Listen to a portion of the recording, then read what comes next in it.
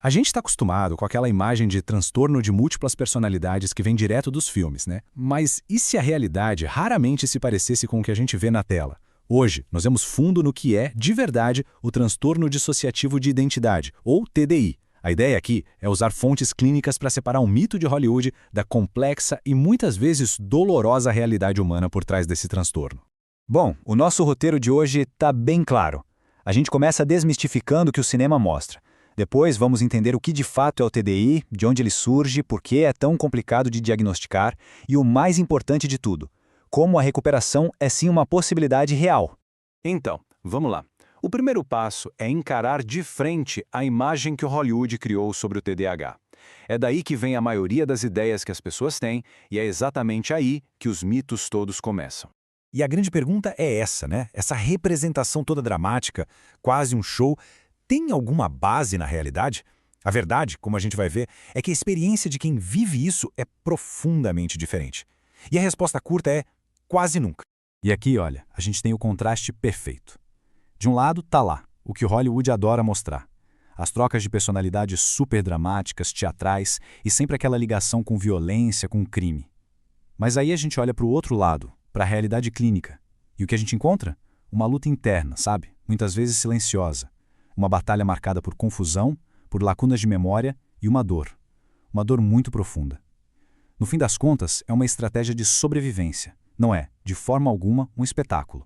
Ok, agora que a gente tirou a ficção da frente, vamos construir um entendimento mais sólido.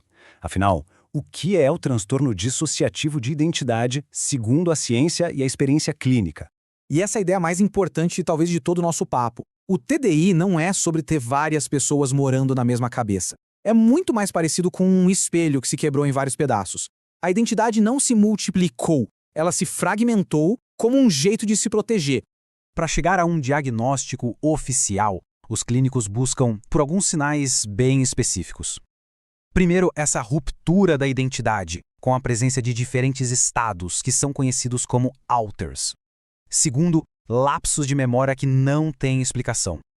E fundamental, tudo isso causa um sofrimento real e atrapalha muito a vida da pessoa, o trabalho, as relações.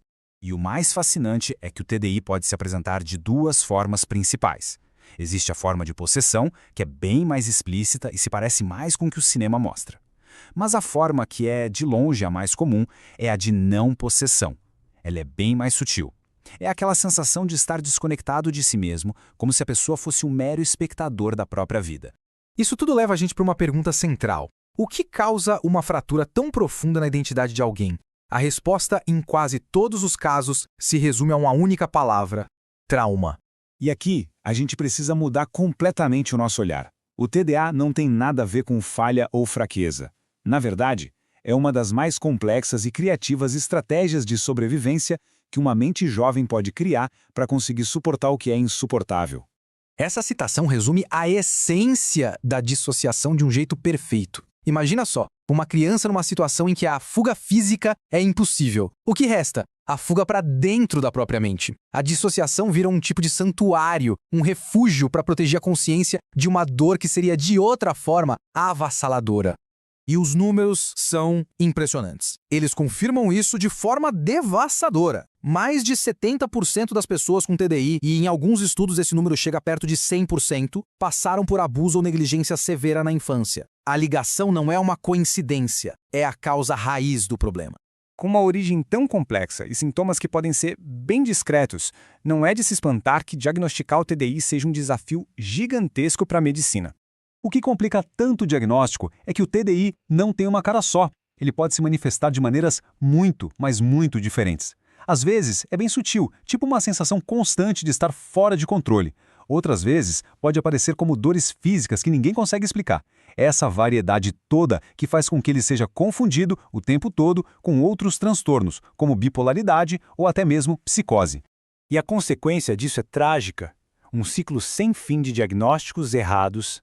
As pessoas passam anos, às vezes décadas, recebendo tratamentos que não funcionam. Por quê? Porque a causa raiz, a dissociação, nunca foi identificada. Isso não só prolonga, como aprofunda ainda mais o sofrimento. Mas, felizmente, existe esperança. Existe um caminho para a recuperação. Então vamos conversar um pouco sobre como o TDI é tratado. E aqui, a gente precisa entender uma virada de chave fundamental no tratamento. A meta não é, de jeito nenhum, declarar guerra e tentar eliminar os alters. É justamente o contrário. Pensa assim, a ideia é construir pontes, não levantar muros. O grande objetivo é a colaboração, é criar uma comunicação interna para que todas as partes da identidade possam finalmente trabalhar juntas. O caminho da terapia costuma ser uma jornada de 3 grandes etapas. Tudo começa com a criação de um ambiente seguro e estável no presente. Só então, com um cuidado extremo, o processo avança para o trabalho com as memórias traumáticas.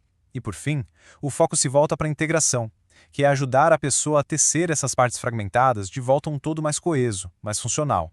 Um ponto bem importante, não existe uma pílula mágica para curar o TDI. A medicação não conserta a fragmentação da identidade. Ela funciona mais como um suporte, ajuda a tratar a depressão ou a ansiedade que quase sempre vem junto, sabe? Basicamente limpa o terreno para que o trabalho pesado e real da psicoterapia possa, de fato, acontecer.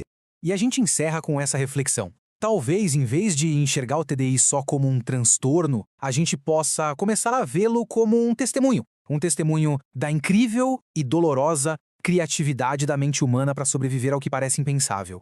A pergunta que fica no ar é: o que essa fratura, criada para garantir a sobrevivência, nos ensina sobre a força e a natureza da resiliência humana?